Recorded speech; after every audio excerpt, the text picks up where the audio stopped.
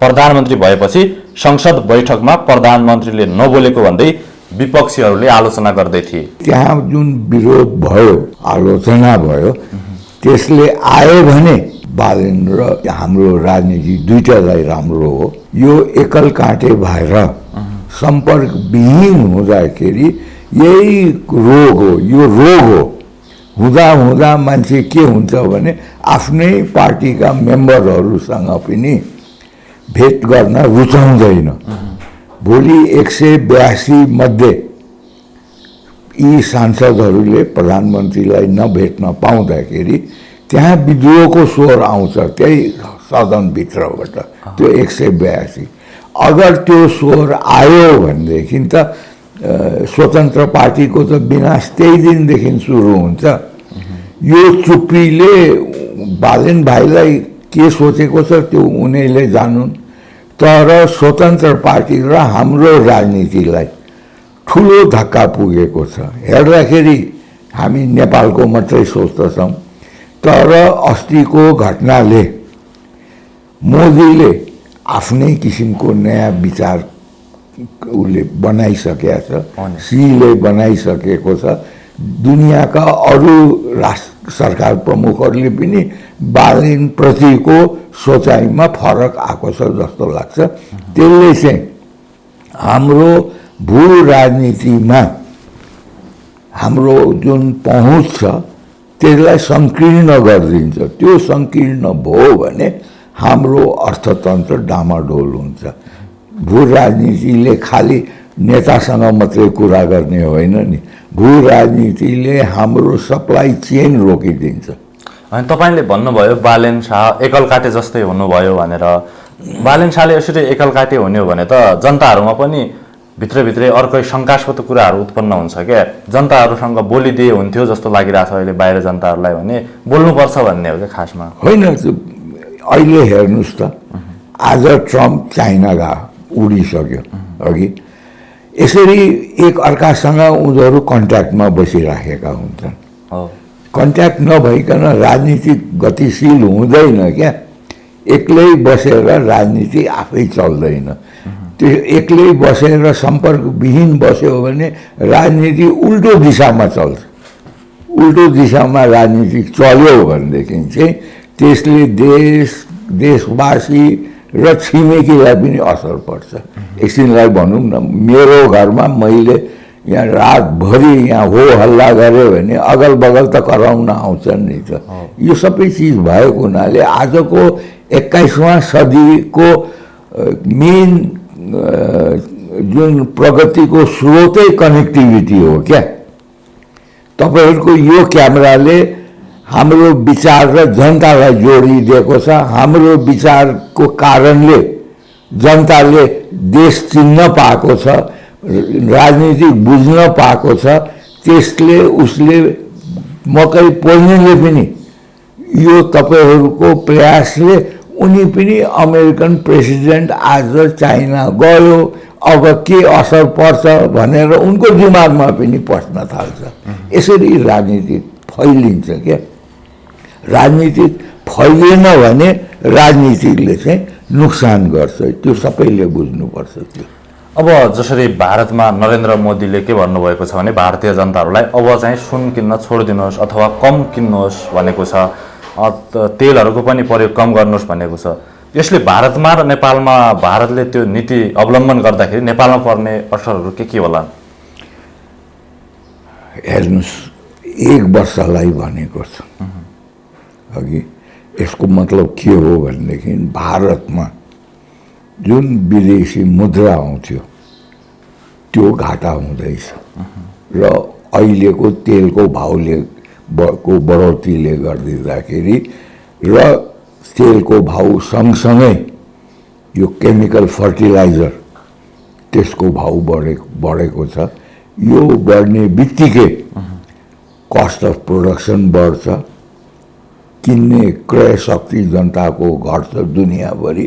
अहिले दुनियाँ एक प्रकारको मन्दीमा छ अघि। त्यो एउटा कुरा भयो आर्थिक दृष्टिकोणले। दोस्रो के छ भनेदेखि अब ट्रम्प त्यहाँ चाइना गएको छ आज, हो कि होइन?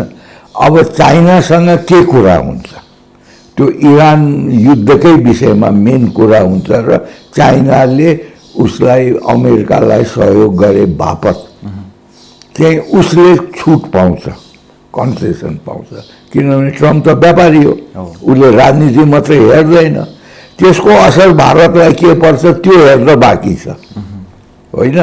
अब आज कति 12-13 तारिक भयो क्यारे मेको होइन, 24 तारिक त्यहाँको परराष्ट्र मन्त्री रुबियो पनि भारत आउँदैछ एउटा ठुलो डेलिगेसन लिएर। त्यो चाहिँ चाइनाको आफ्टर इफेक्टलाई न्युट्रलाइज गर्न आएको हो। अब चाइना र भारतको कस्तो सम्बन्ध हुन्छ, त्यो सम्बन्ध त प्रत्यक्ष रूपले हामी कहाँमा पर्छ हो कि होइन। हामी बिचमा छौँ, उत्तरतिर चाइनाबाट घेरिएका छौँ, दक्षिण पूर्व पश्चिम तीनतिरबाट हामी भारतले घेरिएका छौँ। त यो स्थिति आउँदाखेरि के हुन्छ त्यसको असर छ एउटा कुरा। र मोदीको विचारमा 1 वर्ष भनेको सानो समय होइन, मोदी धेरै टाढासम्म हेर्ने मान्छे हो र भारतका जुन 101 मान्छेहरू छन्, फेरि भारतको सम्पर्क नभएको दुनियाँको कुनै देश छैन, सबैले इन्फर्मेसन सेयर गरेको हुन्छ। 1 वर्षसम्म यो जुन उसले खर्च कम गर भन्ने जुन जनतालाई अपिल गरेको छ त्यसको डाइरेक्ट असर पर्न थालेको छ त्यहाँ। हिजोदेखि सुन किन्न कम भइसक्यो, मान्छेले प्राइभेट गाडी चढ्न कम गर्न थालिसके। यसको दुईटा चिज हुन सक्छ, एउटा यो खाडी युद्ध अझै लम्बिन्छ भन्ने एउटा त्यो हो है, किनभने उसँग भारतसँग अहिले चाहिँ 6 महिनाको 6 महिनाको लागि कच्चा तेल स्टक छ, 2 महिनाको लागि नेचुरल ग्यास ऊ छ होइन, लिक्विड नेचुरल ग्यास छ र एलपिजी 45 दिनको लागि छ स्टक छ। अगर छिटो सिद्धिने भएको भए तुरन्तै फेरि सप्लाई सिस्टम त चेन त खुल्थ्यो नि त अघि, एउटा कुरा त्यो। अर्को जुन नुक्सान छ त्यसले 1 वर्ष चाहिँ अर्थतन्त्र चाहिँ स्थिर हुनलाई लाग्छ भन्ने एउटा त्यो। अझ अर्को एउटा पाटो पनि छ, अब त्यहाँ जब त्यहाँ युद्ध बन्द हुन्छ खाडीमा, त्यसपछि कट्टरपन्थी मुस्लिम सङ्गठनहरू र आतङ्कवादीहरू चाहिँ सक्रिय हुन्छ यो क्षेत्रमा। त्यस बेला भारत लडाइँको लागि तयार छ। यस्तो चिज यी 3टा आधारमा मात्रै गर्छ क्या कसैले है। त्यसकारण हामीले पनि बुझ्नुपर्छ, अब हामीले सस्तो केही पाउँदैनौँ भन्ने बुझ्नुपर्छ। एउटै चिजमा हामीलाई चाहिँ अलिकता बाटो केले चाहिँ उज्यालो देखाएको छ भने सुन त्यहाँ चाहिँ इम्पोर्ट ड्युटी बढाइदियो हिजोदेखि होइन, ताकि मान्छेको महँगो होस् भनेपछि हामीले चाहिँ सुनको व्यापार यहाँबाट गहनाको व्यापार हामीले भारतीयहरूलाई एट्र्याक्ट गर्दाखेरि टुरिज्म पनि बढ्छ होइन। प्लस सुनको आयातमा हामीले चाहिँ छुट दियो भने भारतले पनि रोक्दैन। किन रोक्दैन भनेदेखि चाहिँ स्मगल गर्न चाहिँ दिँदैन, व्यापार गर्न चाहिँ दिन्छ।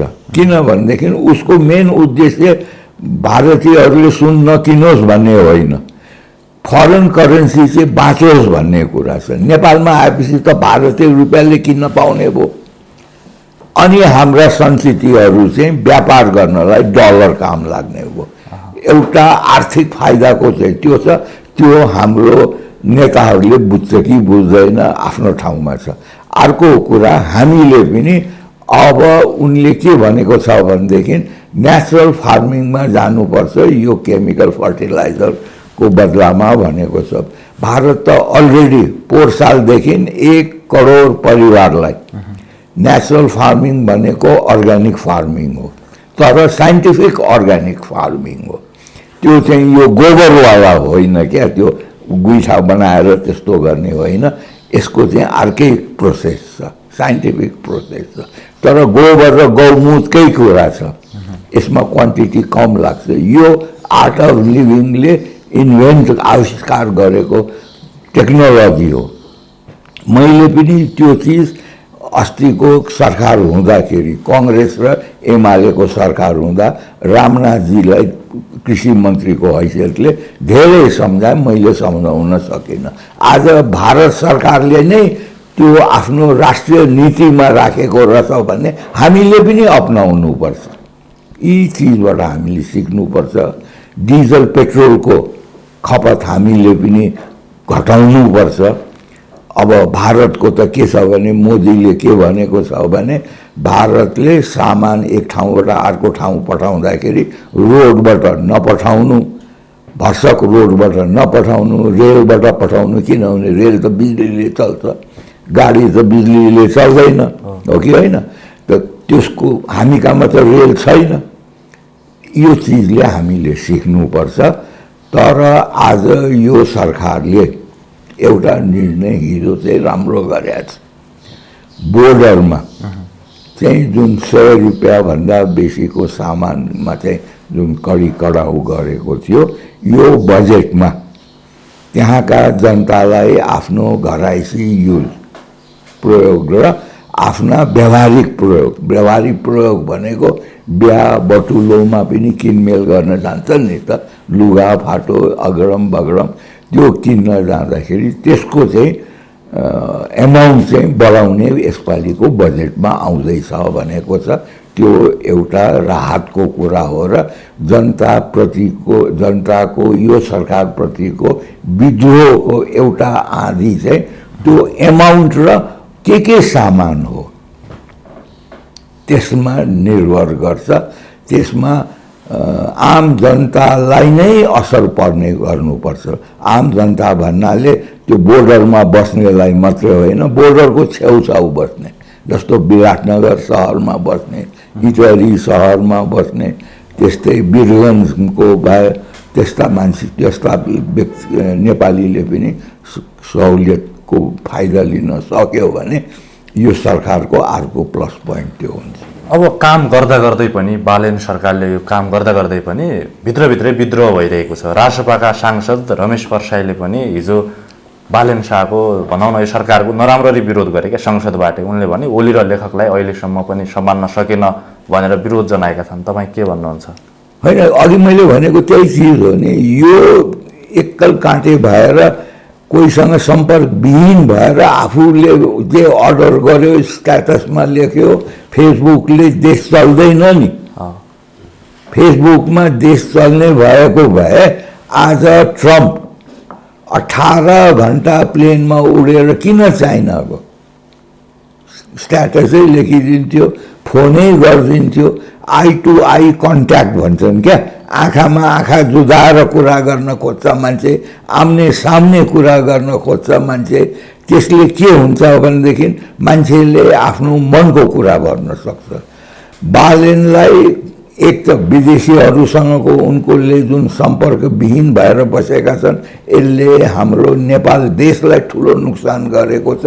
उनले आफ्ना सांसदहरूसँग सम्पर्कमा नबस्दाखेरि त्यो सांसद भाइले के रमेश के भन्नुभयो, रमेश परसाई भाइले बालेनले भेट दिएको भए उनले सदनमा उठाउने नै थिएन नि।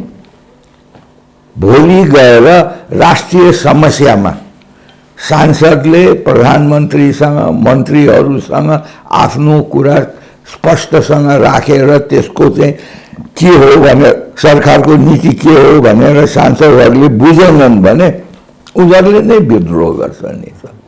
जस्तो पूर्व प्रधानमन्त्री पुष्पकमल दाहाल प्रचण्डले हिजो संसदबाट बालेन शाहको अथवा यो सरकारको निकै तारिफ गरे क्या, निकै प्रशंसा गरे। के भन्नुहुन्छ, प्रशंसा गर्न योग्य काम गरेको रहेछ त यो सरकारले? यसको छोटकरीमा भन्ने हो भनेदेखि मैले गल्ती गरेको होइन, म त तिमीहरूसँगै छु।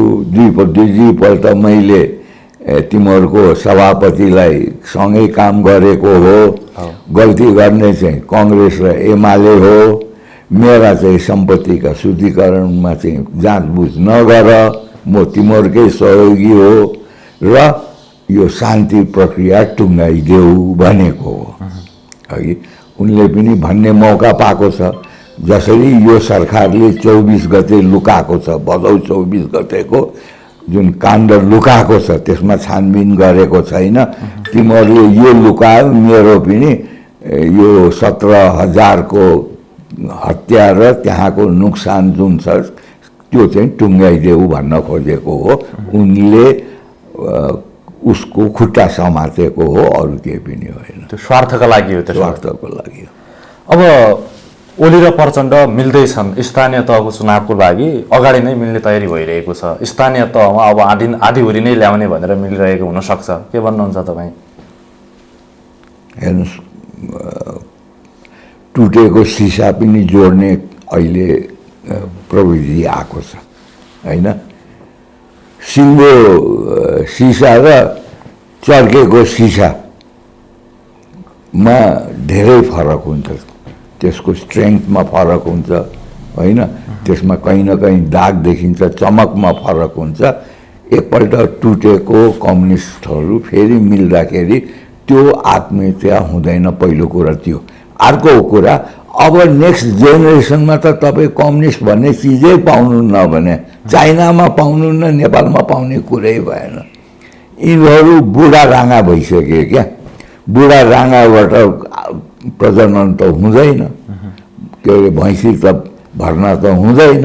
यिनीहरूबाट अब कम्युनिस्टको क्याडरहरू पैदा हुँदैनन्। यिनीहरू मिले पनि नमिले पनि केही फाइदा छैन। प्रचण्डमा त्यस्तो देश विकास गर्ने क्षमता छैन? छैन, भएको भए गरिहाल्थ्यो नि। यो 20 वर्षको कुशासन र यो मेन भ्रष्टाचारै यो 20 वर्षमा भएको छ। म त त्यसको साक्षी हो। म पर्सनली मैले घन्टौँ कुरा गरेको छु प्रचण्डसँग एक्लै होइन, घन्टौँ कुरा गरेको छु शेरबहादुरसँग, ओलीसँग, सबैसँग कुरा गरेको छु। यो 20 वर्षको जुन कुशासन र अन्याय अत्याचार जुन भयो, जुन लुट खसोट यिनीहरूले गरे, त्यो 24 गते त्यही चिज भएको त हो नि। यो संविधानै होइन। अझ पनि स्वतन्त्र पार्टीका सांसदहरू यो संविधानको रक्षा गर्न खोज्छ।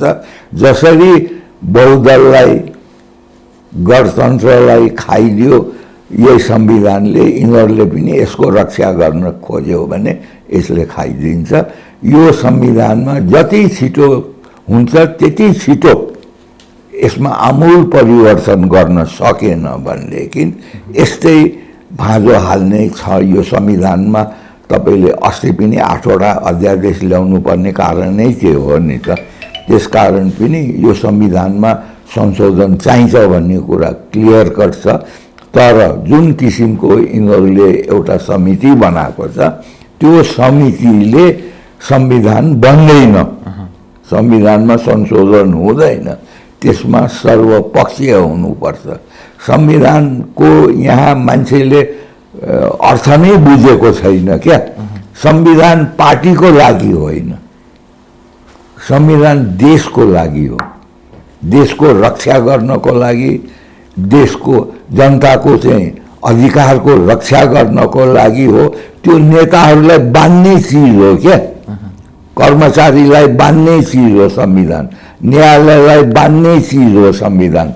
तर यहाँ मान्छेको धारणा के छ भने संविधान चाहिँ जनतालाई बाँध्ने चिज हो, जनताले मान्नुपर्छ, हामीले नमाने पनि हुन्छ भन्ने कुरा छ। त्यसैको अन्तर्द्वन्द्वले 24 गते भदौ आएको हो। यही अन्तर्द्वन्द्वले यो पनि सिद्धिन बेर छैन। त्यसो भए 72 को संविधान चेन्ज गर्नुपर्ने अवस्था छ। त्यो संविधानै होइन। प्रचण्ड के भन्छन्? यो सहमतिको दस्तावेज भन्छ। सहमति कोसँग? 3टा पार्टी होइन, माओवादी र 7 दल हो कि न त्यतिखेरको। 12 बुँदे त त्यही हो नि त। जनता खै?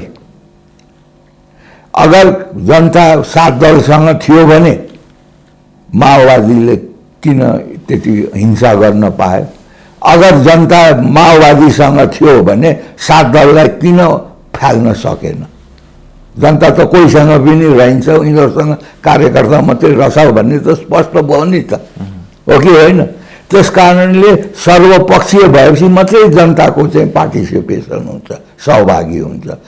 सर्वपक्षीय भनेको समाजका विभिन्न सङ्गठनहरू छन्, विभिन्न आस्थाका केन्द्रहरू छन्, ती सबैलाई नराखिकन त्यसमा हाम्रो सभ्यताको जगेर्ना हुनुपर्छ, आस्थाको जगेर्ना हुनुपर्छ, हाम्रो परम्परा जुन कल्चर भन्छन् त्यसको जगेर्ना हुनुपर्छ र त्यसको आधारले मात्रै राष्ट्र एक हुन्छ।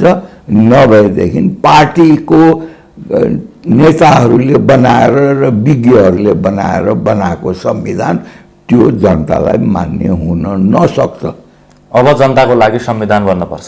संविधान जनताको हकको लागि हो क्या, नेताको सुरक्षाको लागि होइन। यिनीहरू फरक छ। त्यो चिज जुन दिन तपाईँहरू भाइहरूले बुझ्नुहुन्छ त्यो दिन नेपालले मुक्ति पाउँछ। अब पूर्व प्रधानमन्त्री लोकेन्द्र बहादुर चन्ददेखि केपी शर्मा ओलीसम्मका सुरक्षा गार्ड र गाडीहरू खोसेको छ यो सरकारले। कस्तो लाग्यो यो निर्णय बालेन सरकारको? अब खर्च कम गर्नुपर्छ। अहिले मोदीले तेल बचाऊ भन्ने अभियान भएपछि भारतका प्रदेशका मन्त्रीहरूको सबैको गाडीको सङ्ख्या घटाएको छ। जस्तो भनौँ न 10वटा गाडी थियो भने 5वटा गाडीमा गरेको छ, होइन?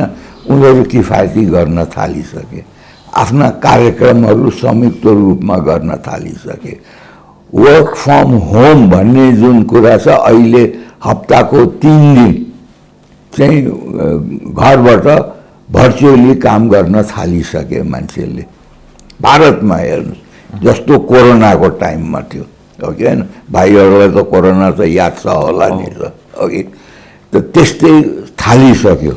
मितव्ययिता भन्ने चिज त्यो हो, यो गरेको छ। अब उनीहरूले गरेको बेग्लै तरिका हो, तर भारतसँग पनि सिकेर मितव्ययिता भन्ने चिज के हो, यो डिजिटल प्लेटफर्म युज गर्नुपर्छ। अहिलेको टेक्नोलोजी नै यो हो, होइन?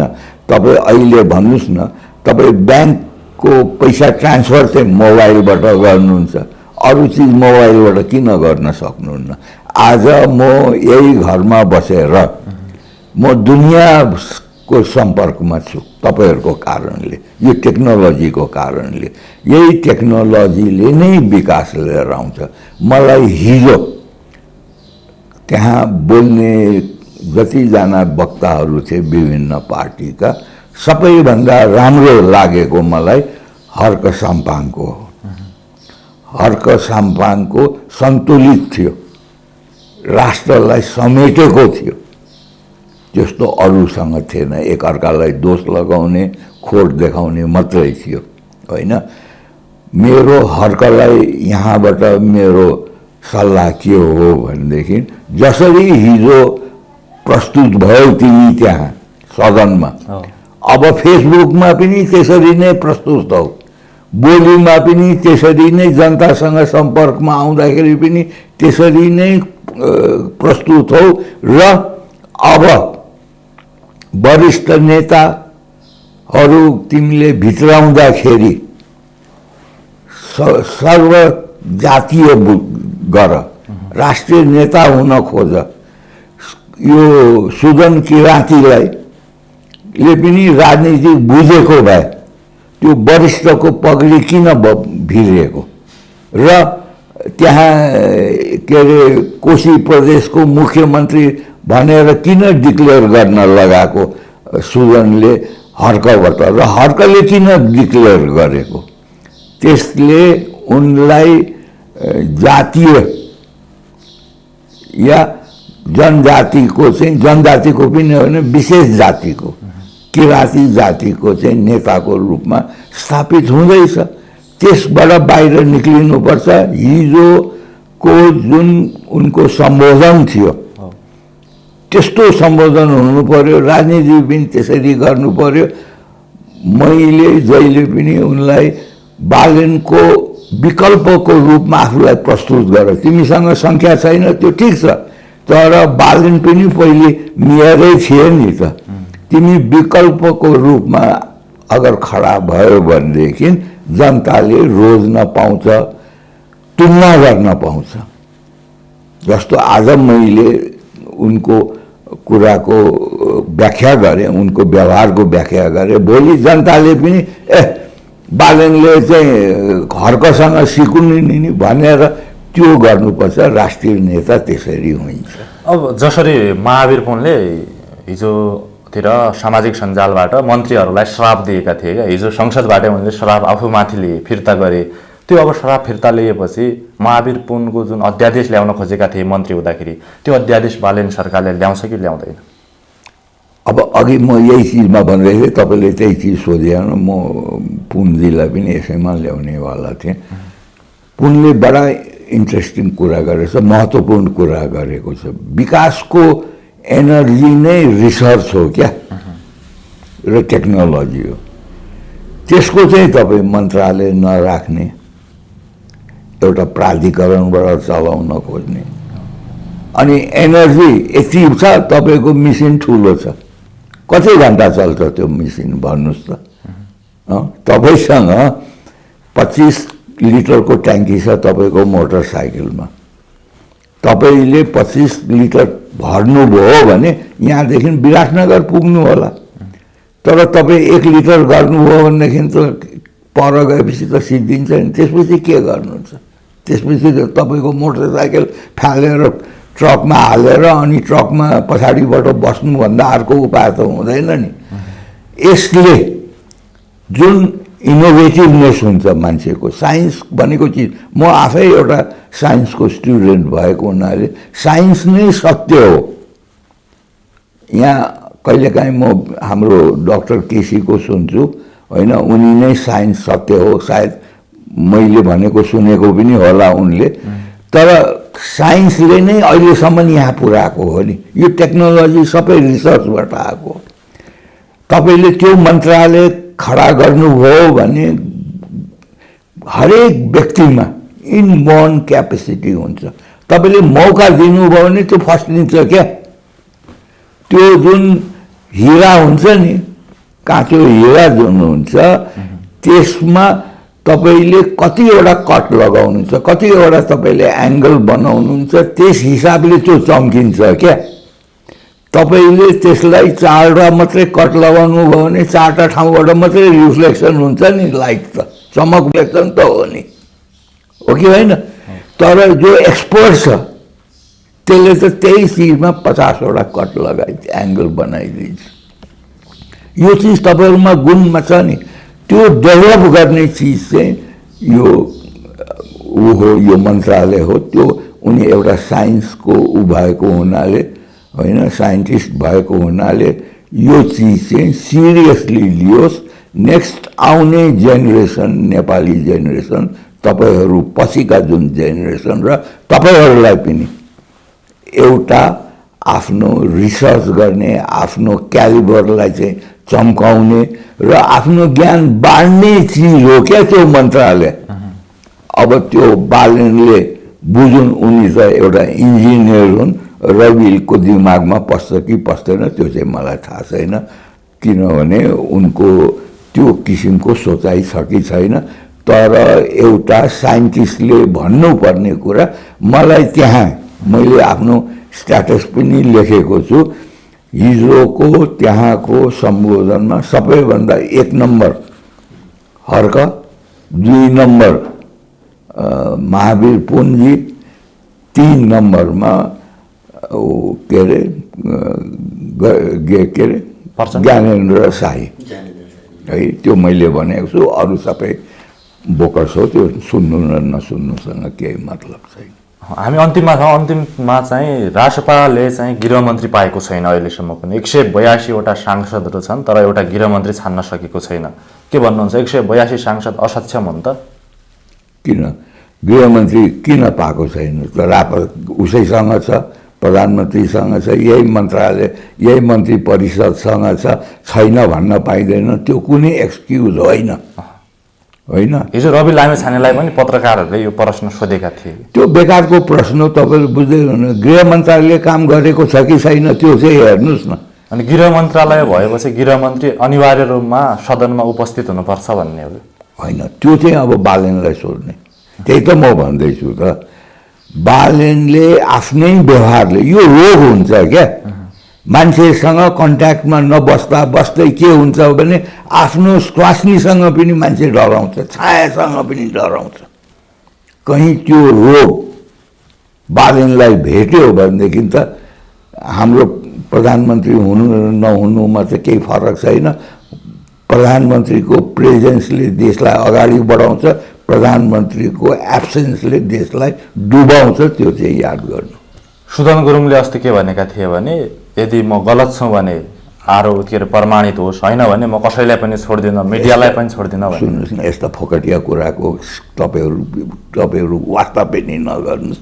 अघि गर्नेले गरिहाल्छ, नगर्नेले यस्तै सुदन गुरुङ जस्तो एउटा कुनामा थन्किनुपर्छ। अघि त्यस्ताको युग होइन यो। जो एक्टिभ छ, जो अर्कालाई चित्त बुझाउन सक्छ, त्यसको युग हो यो एकल काटेर म यो प्रतिशोध लिन्छु, त्यो शोध लिन्छु, डरको अब जमाना गयो। मान्छे जब भोकै पर्नुपर्ने स्थिति आउँछ त्यस बेलामा उसले ज्यान माया मार्छ। जनता त्यो अवस्थामा पुगेको छ। यी व्यक्ति केही पनि होइन। सुदन गुरुङ आफ्नो उनको औकात देखिसक्यो। सुदन गुरुङलाई फेरि गृहमन्त्री ल्याउनु भनेको यो तपाईँहरूको यङ जेनेरेसन, यो बालेनको सरकार होइन नि। यही चिज तपाईँहरू गलत चिजमा हुनुहुन्छ। यो बालेन सुदन रविको सरकार होइन, यो तपाईँ यङ जेनेरेसनको सरकार हो है। तपाईँहरू यङ जेनेरेसनले उनीहरूलाई वास्तै नगर्नुहोस् न, अनि यिनीहरू रिप्लेस हुन्छन्। सुदनको त कुरा तपाईँहरूले उठाएर किन इम्पोर्टेन्स दिइराख्नु भएको छ? यो तपाईँहरूले नै हिरो बनाउँदै हुनुहुन्छ र तपाईँहरूले नै आफ्नै जेनेरेसनको चाहिँ नोक्सान गर्दै हुनुहुन्छ। जे सत्य छ, जे राम्रो छ त्यो भन्ने राख्नुहोस्। तपाईँ अहिले यो पारदर्शिताको युगमा तपाईँहरू यङ जेनेरेसन तपाईँहरूले बोल्नुपर्छ। सुदनले के बोल्यो त्यहाँ, त्यो रमेश के अरे त्यो रमेश प्रसाई भाइले के बोल्यो, होइन, तपाईँहरू यङ जेनेरेसनले के बोल्नुभयो त्यो राष्ट्रको आवाज हो।